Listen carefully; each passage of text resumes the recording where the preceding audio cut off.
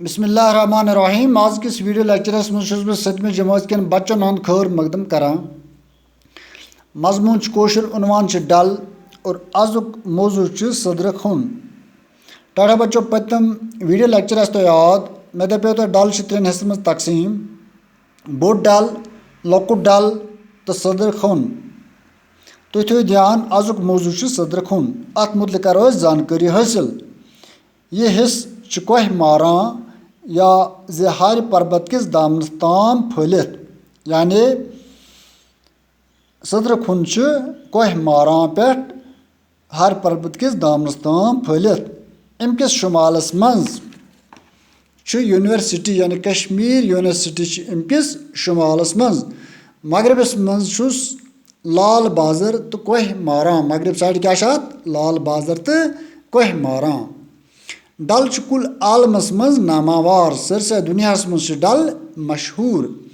लारन सबन लिखमुत, लारन सबन पन्ने किताब मज या पन्ने हिस्ट्री मज लिखमुत, डल सर शायद दुनिया मज सारियों खोत मर मुंद।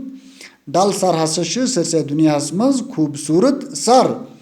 दूर दराज मुल्कों पे सलमत डल सलस यानी यम दूर दराज मुल्कों पे यम लूख सलक शौकीन तम हसा डल वुचन या डलस मज तम सल करान। शिकारिन, शिकार गई लक्च नाव सजत बड़ खूबसूरत और सलन इन मज सल करान डलस मज। शिकारिन मज डल सल करन फरहत तो तरावत बख्शान। शिकारिन मज ये सलन सल करान अम बड़ टेस्ट बड़ खुशी हासिल गसान और कुदरती नज़ारन हुंद लुत्फ तुलान। बड़ सुकून मिलान, बड़ शहजार मिलान।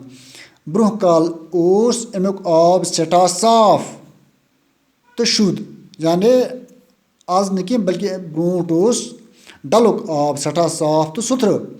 आज चूंकि तूता साफ तो सुथर कह, आज लुको यह नासाफ कोर्मुत। अत मज प्लास्टिक त्राने, बूट त्रावान, नापकी त्रावान, लिहाजा आज तूता शुद्ध कह अमुक आब। डलस मज वारिया किस्मच सब्जी वपदान। वारिया किस्मच सब्जी डलस मज वपदान। यह गस याद थाउन। अमिक नदर सठा पसंद यवान करने।